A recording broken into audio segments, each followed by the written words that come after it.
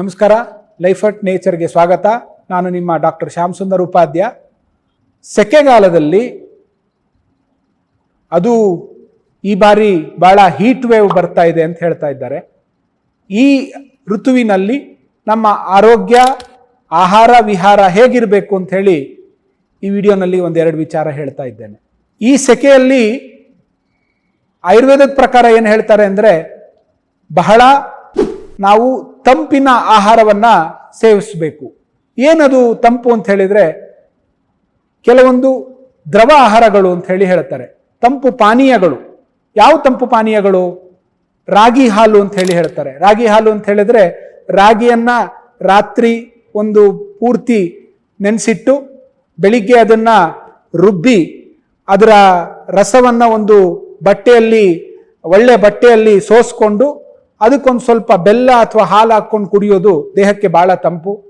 ನಂತರ ನಮ್ಮ ಸಬ್ಜಾ ಸೀಡ್ಸ್ ಅಂತ ಹೇಳಿ ಹೇಳ್ತಾರೆ, ಕಾಮಕಸ್ತೂರಿ ಬೀಜ.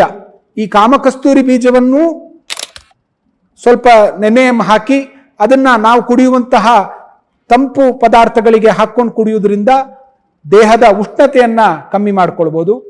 ನಂತರ ಹೆಚ್ಚಾಗಿ ಎಲ್ಲರೂ ಮೊಸರನ್ನ ತಗೊಳ್ತಾರೆ. ಆಕ್ಚುಲಿ ಮೊಸರು ಉಷ್ಣ. ನಾವು ಈ ಸೆಕೆಗಾಲದಲ್ಲಿ ಅತಿಯಾಗಿ ಮೊಸರನ್ನ ಸೇವನೆ ಮಾಡಬಾರ್ದು. ಮೊಸರು ಬದಲು ಮಜ್ಜಿಗೆಯನ್ನು ಸೇವನೆ ಮಾಡ್ಬೋದು. ಮೊಸರನ್ನ ಸ್ವಲ್ಪ ಮಿಕ್ಸಿಯಲ್ಲಿ ಚೆನ್ನಾಗಿ ಗ್ರೈಂಡ್ ಮಾಡಿ ಅದರ ಬೆಣ್ಣೆಯನ್ನು ತೆಗೆದು ನಂತರ ಅದಕ್ಕೆ ಮಸಾಲೆಗಳನ್ನು ಹಾಕದೆ ಕುಡಿಯೋದ್ರಿಂದ ದೇಹ ತಂಪಾಗ್ತದೆ. ಈ ಬೇಸಿಗೆ ಕಾಲದಲ್ಲಿ ಹೆಚ್ಚು ಖಾರ, ಮಸಾಲೆ, ಉಪ್ಪನ್ನು ಹೆಚ್ಚಾಗಿ ತಗೊಳ್ಳುವಂಥದ್ದು ಒಳ್ಳೆಯದಲ್ಲ. ಫ್ರಿಡ್ಜ್ನಲ್ಲಿ ಡೈರೆಕ್ಟ್ ಆಗಿರುವಂತಹ ಡ್ರಿಂಕ್ಸನ್ನು ತಗೊಳ್ಳೋದ್ರಿಂದ ಏನಾಗ್ತದೆ, ತುಂಬ ತಂಪಾಗಿ ಆಹಾರವನ್ನು, ನೀರನ್ನು ಕುಡಿಯೋದ್ರಿಂದ ಗಂಟಲು ನೋವು, ನೆಗಡಿ ಆಗಿರ್ತಾ ಮುಂತಾದ ತೊಂದರೆಗಳು ಬಾಧಿಸ್ತದೆ. ಬಟ್ಟೆಯಲ್ಲಿ ಹೆಚ್ಚಾಗಿ ಕಾಟನ್ ಬಟ್ಟೆ, ಲಘುವಾದ ಬಟ್ಟೆಗಳನ್ನು ಹಾಕ್ಕೊಳ್ಬೇಕು.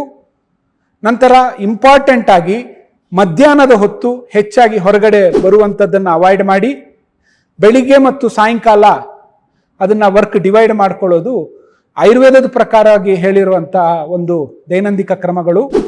ಹೆಚ್ಚಿನ ಮಾಹಿತಿಗೆ ಉಪಾಧ್ಯ ಆಯುರ್ವೇದ ಆಸ್ಪತ್ರೆ, ವಿಲ್ಸನ್ ಗಾರ್ಡನ್ನಲ್ಲಿ ನಾನು ಸಿಗ್ತೇನೆ. ನನ್ನ ಹೆಸರು ಡಾಕ್ಟರ್ ಶ್ಯಾಮ್ ಸುಂದರ್ ಉಪಾಧ್ಯ.